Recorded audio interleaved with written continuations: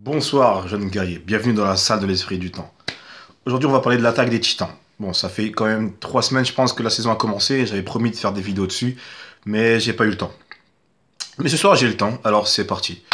Alors, déjà, il faut dire que la saison commence très très bien, hein. On perd pas de temps, on entre directement dans le sujet, donc ils étaient déjà partis pour la reconquête de Shiganshina. Je pense que ça s'appelle comme ça. Ouais, c'est Shiganshina. Et on ne dort pas. Donc avant de commencer, enfin, je tiens à rappeler déjà que la scène qui s'était passée à la fin de la première partie. On a vu Eren, Mikasa et Levi donc, qui se disputaient sur le toit d'une maison. On a vu Eren euh, en sang et choqué. Donc choqué, apparemment, c'est comme s'il avait fait un truc qu'il regrettait amèrement, tu vois. Il y a Levi qui l'a engueulé. Donc il dit, ouais, est-ce que tu te rends compte de ce que t'as fait? Genre, c'était un truc de ouf. Et t'as Mikasa qui était là, mais qui ne disait rien. Ensuite, t'as Levi qui a giflé Eren vraiment fort, genre je pardonnerai jamais ce que t'as fait. Et t'as Mikasa qui saute sur Levi, prêt à lui trancher la gorge, tu vois, et la scène s'amène sur ça. Et maintenant, là, on a tous les soldats. On a Erwin, on a Armin, on a Jean, Connie, Sacha, Hansi, enfin bref, t'as tout le monde donc, qui prépare. Donc, ils sont en train de se faire attaquer par le Titan Bestial. D'ailleurs, Titan Bestial qui vient d'apparaître, donc il vient de se transformer maintenant, ainsi qu'une centaine, voire plus de Titans. Et ce qui est intéressant, c'est que les Titans qu'on voit là, ils n'étaient pas là à la base. Et en fait, ce qui est cool, ce qui est cool et intéressant, c'est que ces Titans, ils ont su la foudre sur eux, tu vois. Donc c'est vraiment des gens, euh, pas qui se sont mordus, tu vois, mais c'est à peu près la même chose qu'avec le père de Historia dans la partie 1 de la saison 3. Souvenez-vous, il y avait le sérum qui était par terre, il l'avait léché, et de là, il s'était transformé en titan. D'ailleurs, un titan extrêmement géant, c'est le titan le plus grand qu'on ait connu. Et là, du coup, je me pose la question, pour des titans basiques comme ça, parce que le père d'Israël, c'était un titan basique, même s'il était énorme, basique, j'entends qu'il n'a pas d'intelligence, qu'il n'a pas de pouvoir spécial comme Eren, Reiner, Bertholdt, etc. Donc pour moi, les titans qui viennent de se transformer là, aux côtés du titan bestial, ce sont des titans basiques, donc ce sont des humains en fait qui ont eu le sérum. Donc à mon avis, c'est impossible que ce soit des villageois qu'on a autour des murs, hein. Pour moi, ce sont des gens qui viennent d'ailleurs, donc qui viennent du même endroit que Reiner, Berthold, le Titan Bestial et Annie. D'ailleurs, c'est sûr et certain qu'ils viennent d'autre part, parce que rappelez-vous, dans la saison 2, Reiner avait lu une inscription sur une boîte d'une langue qu'ils ne sont pas censés connaître. Rappelez-vous, c'était Ymir, je crois qu'il avait surpris, elle était choquée, mais ils n'avaient pas plus n'ont pas pu plus en parler parce que justement c'était le moment où les titans sont venus les attaquer. Donc c'est sûr qu'ils viennent d'ailleurs. Donc voilà, donc à mon avis, le titan bestial, donc le blond avec ses lunettes qui ressemble au père de Eren, donc je suis sûr et certain qu'ils ont un lien de parenté, ces deux personnages. Parce que pour moi, tu prends le père d'Eren, tu lui mets des cheveux blonds. Attends, le père d'Eren, est-ce qu'il a des lunettes? Oui, je pense. Je pense, ouais. Tu prends le père d'Eren, tu lui mets des cheveux blonds, tu lui mets des abdos, c'est lui. Euh, je sais pas ce qui se passe, mais une sorte de beau-frère ou quoi. Et d'ailleurs, c'est stylé si c'était le frère de Grisha, c'est comme ça qu'il s'appelle le père d'Eren. Ça mettrait une sorte de parallèle, tu vois, genre Eren est destiné à l'affronter un jour. Enfin bref, je m'égare. Enfin bref, donc à mon avis, donc ce gars-là, il est parti chercher ses potes. Comme c'est le général de toute façon, donc il peut donner des ordres à des gens. Il a été les chercher, il a dit les gars, on joue le tout pour le tout. C'est maintenant qu'il faut aller exterminer les derniers bâtons d'exploration. Donc on y va, je donne le sérum à tous. De toute façon, on peut en faire en abondance là-bas. Je suis sûr et certain qu'ils ont tout ce qu'il faut. Toi, t'es un petit peu chelou, mets-toi à quatre pattes, tu mets un sac à dos, tu te transformes. Parce qu'il y a un titan qui a la bouche comme ça, là, et il y a un sac à dos avec des tonneaux. Qu'est-ce que ça peut être? Aucune idée. À mon avis, non, j'ai même pas d'avis. Je peux même pas deviner. Je peux rien deviner de cet anime-là. Putain, on est dans le brouillard total. Euh, Ça peut pas être des explosifs parce qu'ils en ont pas besoin. Des armes blanches. Qu'est-ce qu'ils vont. Putain, imaginez un titan avec une épée, quoi. Non, restons lucides. En plus, non, je pense pas. Ouais, je suis en train de me demander si les tonneaux, est-ce que c'est des tonneaux de notre taille, enfin des tonneaux tranquilles, ou des tonneaux géants. Je sais même plus. Je sais plus s'ils avaient été superposés les uns sur les autres. Il faut que je revoie ça. Putain, si c'est des tonneaux géants et que c'est des armes blanches. Non, ce serait beaucoup trop chaud. Ce serait beaucoup trop chaud. Enfin bref, gros point d'interrogation sur ce point-là. J'ai hâte de voir ce que ça va donner. J'ai hâte de voir ce qu'il y a dedans. Enfin bref. En tout cas, Erwin, il est imperturbable. Il est en face du titan cuirassé juste à côté de lui. Le regard qu'il lui a lancé, genre... ouais. Il enlève sa capuche, il dit ouais. Qu'est-ce que tu voulais attaquer les chevaux? Ouais, vas-y. Mais il n'y a rien qui s'enfuit. Et la stratégie, elle a marché. Très bonne stratégie faite par Erwin qui l'a dit à Armin. Et d'ailleurs, Armin aussi. C'est très bon ça. C'est très bon de voir Armin commencer à donner des ordres un petit peu partout. Attends, hop. Petit bug. Donc c'est très bon de voir Armin donner des ordres à des soldats. Tu vois, Erwin, il est là, il dit ouais, vas-y, Arlelt, je sais que tu as des performances intellectuelles. Tu nous l'as déjà prouvé. Maintenant, il faut que tu nous mettes ça sur le terrain. J'ai mal à la gorge, je parle trop. Donc Armin, fini de rigoler, tu prends tes hommes, vous fouillez le mur, le village, tout ce que tu veux, et c'est toi qui les dirige. Et ça, c'est bon, ça. Parce que Armin, il y en a plein qui le sous-estiment. Hein. Franchement, quand je regarde sur Internet, sur Instagram ou sur Twitter, les sondages des personnages préférés de l'attaque des Titans, Armin, il est dans les 10 premiers, mais pas dans les 5 premiers. Pourtant, il est très très important. Hein. Il y a toujours des Eren, Erwin, Mikasa, Levi... cinquième, enfin, je dois être quelqu'un d'autre, mais je m'en fous en fait de c'est qui. Alors qu'Armin, Armin, moi je le vois comme un jeune Erwin. Hein. Et Erwin m'a main coupé que quand il était jeune, il était comme Armin, mais en plus combattant quand même. Et c'est bien qu'il le mette en avant comme ça, tu vois, grâce à son intelligence. Parce que contrairement à Mikasa et Eren, il sait pas se mettre en avant tout seul. Enfin, là, il est obligé de parler parce que c'est son rôle de soldat, mais sinon, il resterait dans son coin. Et, enfin, comme avant qu'on l'attaque des Titans commence, il se faisait tabasser par des bêtes gars. Vas-y, imagine que ce mec-là, dis-toi que ce mec-là, quand tu le vois se faire tabasser, tu te dis non, il va jamais être dans l'armée, il va jamais diriger des soldats. Alors que là, maintenant, si, tu vois, et grâce à Erwin, Armin, il sort de l'ombre, entre guillemets. Parce que elle, Mikasa, bon, c'est très bien que elle va monter dans les grades parce qu'elle se bat très bien. Eren, c'est la clé pour sauver l'humanité. Donc tu vois, Armin, il était un petit peu mis en retrait par rapport à ses potes.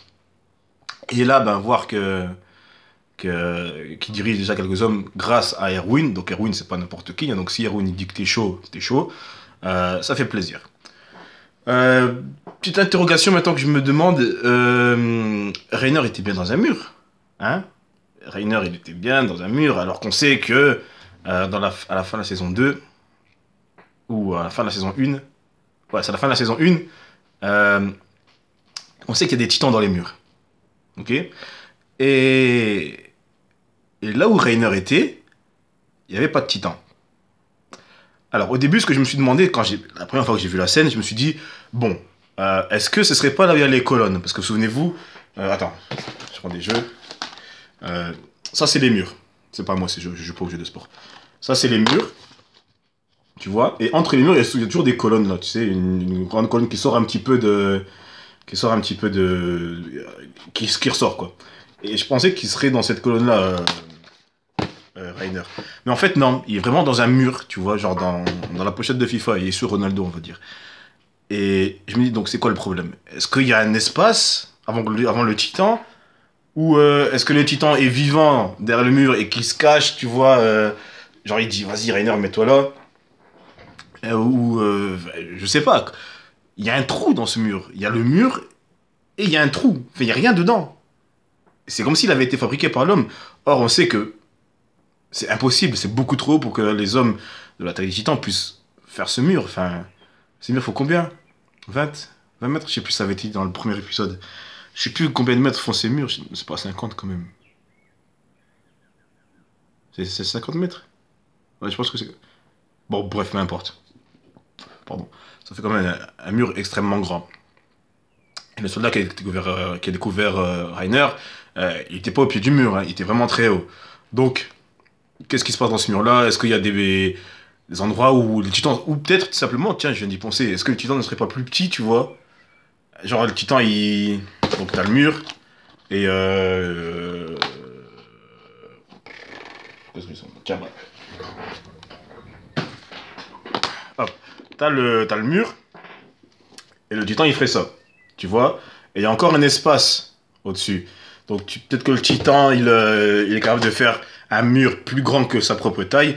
Là, ce serait cohérent, tu vois. Mais sinon, bah, tant que j'ai pas la réponse devant moi, cette question, elle va rester dans ma tête. Bon, d'ailleurs, on sait toujours pas où est Berthold. D'ailleurs, je pensais qu'il était caché à côté de Reiner, mais en fait, non. On voit en fait que là où il regarde, il y a des petits trous, donc je pense que c'est du bois. Euh, il est possible qu'ils soient dans une maison. Tu vois, d'ailleurs, ce serait plus intelligent qu'ils se soient séparés, parce que s'ils se cachent tous les deux au même endroit, c'est comme quand tu joues à cache-cache. Si tu te caches avec ton pote, si vous êtes trouvés tous les deux, et vous pouvez pas vous délivrer. Donc, s'il faut, c'est qu'il y en a un qui se cache au point A et un autre qui se cache au point B. Comme ça, si le point A il se fait découvrir, le premier qui peut venir le secourir. Là, ça doit être la même chose. Rainer était dans les murs, Berthold il doit être dans une maison ou dans une cabane ou que sais-je, prêt à l'aider en cas de problème. Sauf que intelligemment, Armin a dit ouais, éloignez-vous des murs parce que rappelez-vous la dernière fois que Rainer s'est battu contre Eren, ils ont pu s'enfuir grâce à l'aide de Berthold. Donc là ils sont en plein milieu de la ville presque et Rainer est en train de se faire bolosser méchant grâce au éclair foudroyant. Je sais plus si c'est lance foudroyante ou éclair foudroyant. En tout cas la nouvelle arme du bataillon d'exploration. Et c'est vraiment vraiment stylé. Donc t'as l'arme, donc la lance foudroyante, qui est en train de péter Rainer. D'ailleurs à la fin de l'épisode on pense que Rainer il est mort parce qu'il est là, il s'est fait péter les yeux, il s'est fait péter son armure dans sa nuque. Et là t'as genre 6 ou 7 lances qui sont plantées juste en dessous de son point faible. Hein. Et ils sont en train d'exploser et t'as Rainer qui fait oh non attendez. Et tu vois ils vont péter, tu vois, genre si l'épisode avait duré une seconde de plus, les lances auraient pété. Donc est-ce que Rainer va mourir maintenant? Je pense pas. Je pense que pour un personnage tel que Rainer, il doit pas mourir en fin d'épisode ni en début d'épisode. Tu vois, Rainer à mon avis devrait avoir une mort dramatique, une mort qui doit nous atteindre, tu vois, qui va nous atteindre nous on l'a suivi depuis le début Rainer, tu vois. Et elle doit aussi atteindre un peu plus Jean, Connie, Sacha, etc. Parce que, tu vois, même s'ils ils ont hésité, tu vois, à planter les dernières lances sur son dos, c'est pas ce que j'attends. C'est pas ce que j'attends comme fin, comme émotion. Non, moi, il faut qu'il y ait de la tristesse, il faut que Rainer meure en leur disant, enfin, non, attends.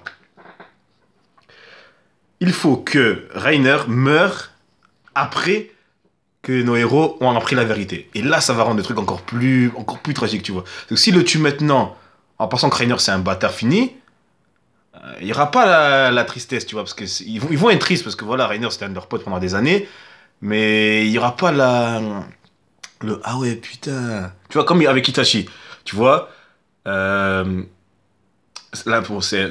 dans Naruto, ça a bien été amené, tu vois, Sasuke qui tue Itachi, ensuite qu'il apprend qu'Itachi était gentil, c'était bien amené. Mais Itachi, tu vois, il voulait pas trop tuer Sasuke. Alors que là, Rainer, il veut les tuer. Enfin, il doit les tuer.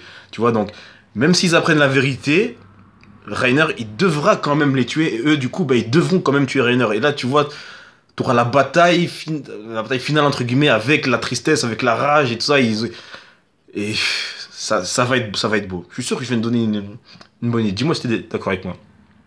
Ça va être beau. Ah, ça va... Putain, je suis sûr que... Ah, ça va être magnifique. J'ai hâte de voir ça. Bref, en tout cas, même chose pour Berthold. En plus, Berthold, ça va être pire. Parce que lui, tu vois, quand il parlait dans la forêt avec Eren et Ymir, tu vois, Berthold disait... ouais, tu penses qu'on ne le sait pas déjà, qu'on est des enfoirés, que ça sait pas ce qu'on a fait, qu'on est des sans-cœur, etc. Berthold, c'est pire que Rainer, parce que Rainer, il est un petit peu schizophrène à cause de ses conneries. Alors que Berthold, lui, il est pleinement conscient de ses actes. Tu vois ce que je veux dire? Donc, Berthold qui meurt, ça va être encore plus triste que Rainer. Lui, oh putain. C'est chiant quand même que ce soit un épisode par semaine parce que t'as tellement de questions, t'as tellement d'envie, que tu t'attends 7 jours à chaque fois. Enfin, c'est un bordel. C'est vraiment un bordel. Donc voilà. Je reviens sur mes reviews. Je pense que j'ai fait le tour de ce que j'avais à dire. Erwin, Levi, Rainer, Berthold, Eren, Titan Colossal, Titan Bestial. Ah tiens, d'ailleurs, en parlant de Titan Ymir, est-ce que quelqu'un a vu Ymir?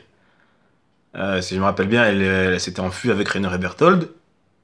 D'ailleurs, quand il parlait des 3 tasses, là, Armin, je pensais d'ailleurs que Ymir, ce serait elle la 3e personne. Mais rien. On va savoir où elle est. Ça se trouve en train de spionner Historia par je ne sais où, au-dessus d'un arbre. Genre Usopp qui observait Kaya. Tu vois, encore une question, putain. Et même chose, encore une question. Bah tiens, tant qu'à faire, autant continuer les questions. Annie, hein, quand est-ce qu'on va enfin péter son cocon ou avoir un petit peu de réponse sur elle? Enfin, est-ce que tous les jours ils essayent de péter son truc? Je suis sûr que là ils l'ont laissé dans une cave et, avec de la poussière, hein. Parce que Arm dans la saison 2, putain, je confonds les saisons. Enfin bref, quand Armin il parle à Berthold, parce que Berthold il est amoureux de Annie. Armin dit ouais, on est en train de la torturer, nanana, nanana. Mais c'est faux. Enfin, si c'est vrai et qu'ils le font hors champ, hors caméra, ça n'a aucun intérêt. Donc je pense que Armin, lui, là, il est en train de chauffer Rainer et Berthold, alors que, enfin, c'était très malin de sa part, tu vois. Mais ça soulève quand même la question de qu'est-ce qu'ils font avec Annie en ce moment.